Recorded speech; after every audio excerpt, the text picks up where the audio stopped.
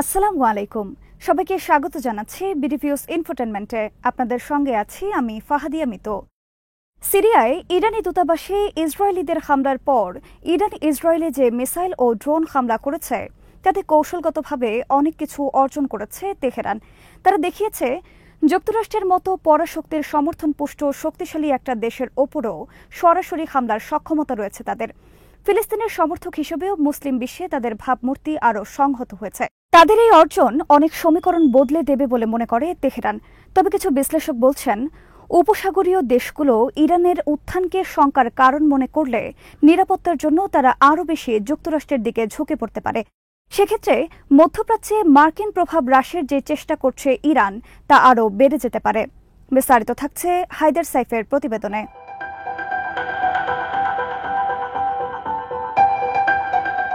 ইরানের president Ebrahim Raisi আর পররাষ্ট্রমন্ত্রী হোসেন আমির Abdollahian সহ বেশ কয়েকজন কর্মকর্তা ১৯ মে হেলিকপ্টার বিধ্বস্ত হয়ে নিহত হয়েছেন। এ ঘটনার আগে এপ্রিল মাসে ইরান আর ইসরায়েলের মধ্যে নজিরবিহীন পাল্টাপাল্টি হামলা হয়েছে।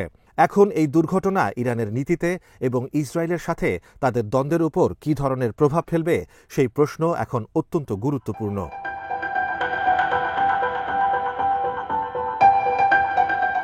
বিশ্লেষকরা মনে করেন, শীর্ষ পর্যায়ের একাধিক নেতা চলে গেলেও ইরানের পররাষ্ট্র ও আঞ্চলিক নীতিতে খুব একটা পরিবর্তন আসবে না। কারণ এই নীতি গ্রহণে সবসময় সর্বোচ্চ নেতা আয়াতুল্লাহ খামিনি এবং ইসলামিক রেভলিউশনারি গার্ড কোর আর আইআরজিসির গুরুত্বপূর্ণ ভূমিকা থাকে। তবে ইরান ও ইসরায়েলের মধ্যে সম্প্রতি যে উত্তেজনা বেড়েছে তা তেহরানের কৌশলগত সিদ্ধান্ত ও আঞ্চলিক সমীকরণের উপর প্রভাব ফেলবে।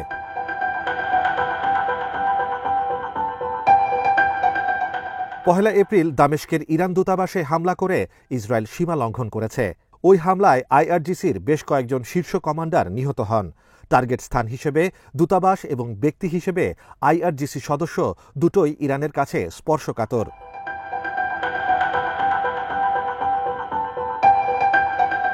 ইরানের হিসেব ছিল, সার্বভৌম হিসেবে বিবেচিত দূতাবাসে হামলার যদি কোনো জবাব দেয়া না হয় তাহলে ইসরায়েল ইরানের ভূখণ্ডের ভেতরে আরও কর্মকর্তাদের উপর হামলা করতে পারে। তার চেয়েও গুরুত্বপূর্ণ হল, এই হামলার পেছনে ইসরায়েলের আরও বড় উদ্দেশ্য দেখতে পেয়েছে ইরান।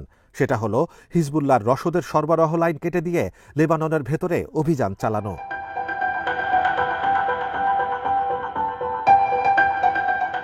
ডিসেম্বরে দামেস্কের বাইরে হামলা চালিয়ে ব্রিগেডিয়ার জেনারেল রাজি মুসাভিকে হত্যা করে ইসরায়েল। তিনি ছিলেন ওই অঞ্চলে ইরানের রসদ সরবরাহের প্রধান।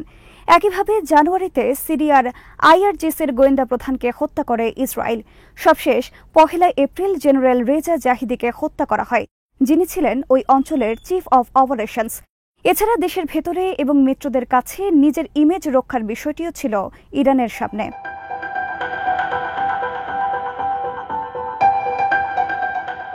দামেস্ক হামলার পরে ইরানের ভেতরে সমালোচনা শুরু হয়।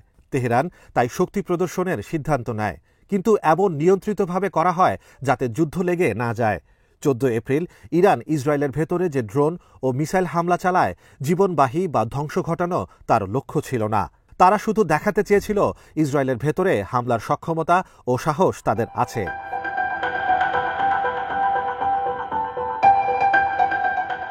আইআরজিসির অ্যারোস্পেস ফোর্সের কমান্ডার ইঙ্গিত দিয়েছেন, এই অভিযানের জন্য তারা যে প্রস্তুতি নিয়েছিল তার ২০%রও কম শক্তি মোতায়েন করা হয়েছে।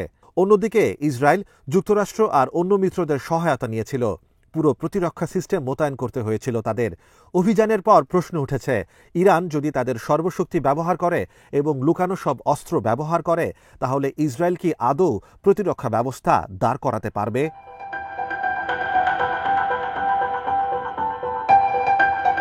তেহরানের এই অভিযান ইরানের অবস্থানকে আরও মজবুত করেছে।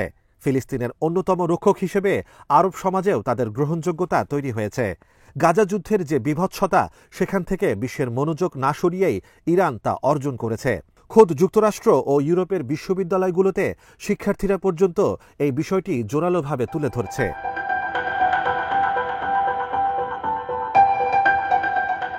এই দৃষ্টিকোণ থেকে ইরানের সাফল্য শুধু সামরিক নয়, বরং বিশ্বের সবচেয়ে বড় পরাশক্তির মদতপুষ্ট একটা শক্তিশালী দেশকে যে সরাসরি টার্গেট করা হয়েছে, সেটি এই অর্জনের বড় দিক।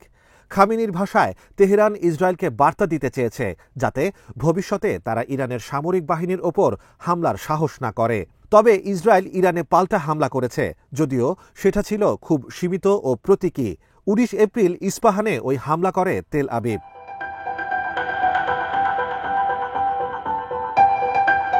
পাল্টাপাল্টি হামলার পর স্থিতাবস্থায় ফিরে যাওয়া ইরানের লক্ষ্য ছিল। ইসরায়েল সিরিয়ায় ইরানের অস্ত্র পরিবহন ও ফ্যাসিলিটির ওপর যেই হামলা করছিল, তেহরানের উদ্দেশ্য ছিল তা কমিয়ে আনা। ইরানের শীর্ষ কমান্ডারদের ওপর এবং ইরানের মাটিতে গোপনে যেসব হামলা করছে ইসরায়েল, অন্তত সেটা যাতে বন্ধ হয় তা চেয়েছিল তেহরান। তাদের এই লক্ষ্য কতটুকু পূরণ হয়েছে সেটা বুঝতে অবশ্য আরও সময় লাগবে।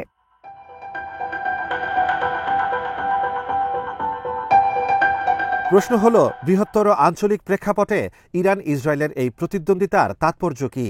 ইসরায়েল আর যুক্তরাষ্ট্র জোর গলায় বলছে আরব দেশগুলোর সাথে তারা তেল আবিবের সম্পর্ক স্বাভাবিক করেছে, কিন্তু আরব দেশগুলো আবার ইরান ইসরায়েল ইস্যুতে প্রকাশ্যে কোনো পক্ষ নিতে চাচ্ছে না। আরব দেশগুলোর সম্পর্ক স্বাভাবিকের বিষয়টি ইরান বিরোধী পদক্ষেপ হিসেবে দেখানোর চেষ্টা করছে ইসরায়েল। অন্যদিকে আরবরা শঙ্কায় আছে ইরান ইসরায়েল দ্বন্দ্বে তারা ক্রসফায়ারে পড়ে না যায়। মনে হচ্ছে ইরানের নেতারা আপাতত একটু নিশ্চিত হয়েছেন। পরিস্থিতি অবনতির আশঙ্কা অন্তত আপাতত তারা থামাতে পেরেছেন, কিন্তু এটা করতে তাদেরকে কারো সাহায্যও নিতে হয়নি। ইরানের $200 মিলিয়ন হামলা ঠেকাতে ইসরায়েল আর যুক্তরাষ্ট্রসহ অন্তত 5 দেশের $1 বিলিয়ন সিস্টেম ব্যবহার করতে হয়েছে। এর অর্থ হল ইসরায়েল বা যুক্তরাষ্ট্র আপাতত ইরানের সাথে দ্বিতীয় দফায় সংঘাতে জড়াতে চাইবে না।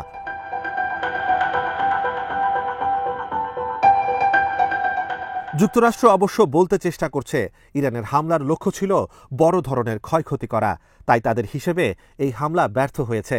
ইসরায়েল আর যুক্তরাষ্ট্র দাবি করেছে ইরানের ড্রোন আর মিসাইলগুলোকে তারা যথাসময়ে ঠেকিয়ে দিয়েছে। অনেকগুলোকে ইসরায়েলে প্রবেশের আগেই প্রতিহত করার দাবি করেছে তারা। ইরান অবশ্য বলেছে ক্ষয়ক্ষতি করা তাদের লক্ষ্য ছিল না এবং তাদের মিসাইল লক্ষ্যবস্তুতে ঠিকই আঘাত হেনেছে।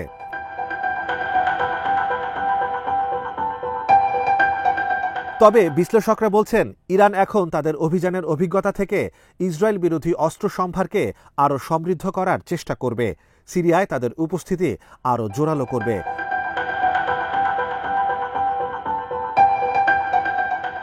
তেহরানের নেতারা জানেন ইরানের পারমাণবিক ফ্যাসিলিটিতে হামলার পরিকল্পনা ইসরায়েলের রয়েছে। সেজন্য তারা S-400 মতো অত্যাধুনিক এয়ার ডিফেন্স সিস্টেম কেনার কথা ভাবতে পারে। ইসরায়েলকে ঠেকানোর জন্য ডিফেন্স সিস্টেম ছাড়াও রাশিয়ার কাছ থেকে অন্যান্য অত্যাধুনিক অস্ত্র কেনার কথা ভাবতে পারে তারা। যদিও রাশিয়ার কাছ থেকে অস্ত্র কিনলে ইউরোপের সাথে সম্পর্কের অবনতি হবে ইরানের।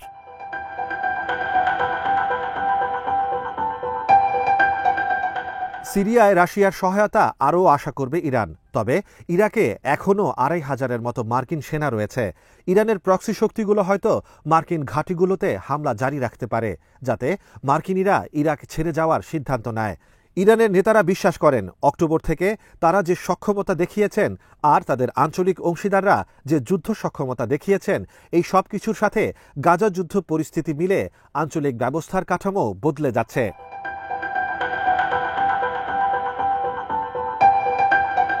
তেহরান মনে করছে ইসরায়েল আন্তর্জাতিকভাবে আরও বিচ্ছিন্ন হয়ে পড়বে। এই অঞ্চলে রাশিয়া, চীন ও ভারতের প্রভাব বাড়লে যুক্তরাষ্ট্রের আগের প্রভাব আর থাকবে না। অন্যদিকে উপসাগরীয় দেশগুলোও ইরানের বিরুদ্ধে জোটবদ্ধ না হয়ে সিরিয়া ও হিজবুল্লাহর মতো ইরানের মিত্রদের সাথে সম্পর্ক জোরদার করবে।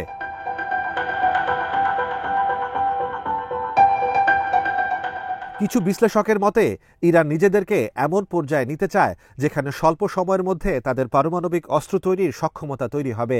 এ কারণে তেহরানকে পারমাণবিক চুক্তিতে ফেরানোটা পশ্চিমাদের জন্য আরও কঠিন হবে, কারণ নিষেধাজ্ঞা থেকে ইরানের কাঙ্ক্ষিত ছাড় তারা দিতে পারবে না।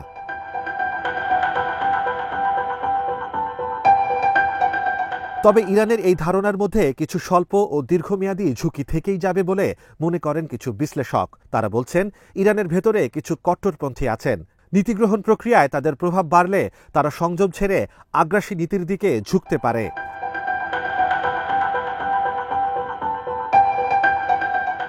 সিদ্ধান্ত গ্রহণ প্রক্রিয়ায় কট্টরপন্থীদের প্রভাব বাড়লে হিসেবে ভুল হওয়ার আশঙ্কা বেড়ে যাবে।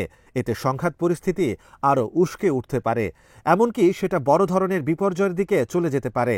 মধ্যমেয়াদে ইরান যেটাকে নতুন আঞ্চলিক ব্যবস্থার উত্থান মনে করছে, সেখানে আমেরিকার প্রভাব উল্টা বেড়ে যেতে পারে। কারণ উপসাগরীয় দেশগুলো নিজেদের নিরাপত্তার জন্য যুক্তরাষ্ট্রের উপর আরও বেশি নির্ভরশীল হয়ে উঠতে পারে। সেক্ষেত্রে তেহরানের সামনে হুমকির মাত্রা আসলে কমবে না, বরং আরও বেড়ে যেতে পারে।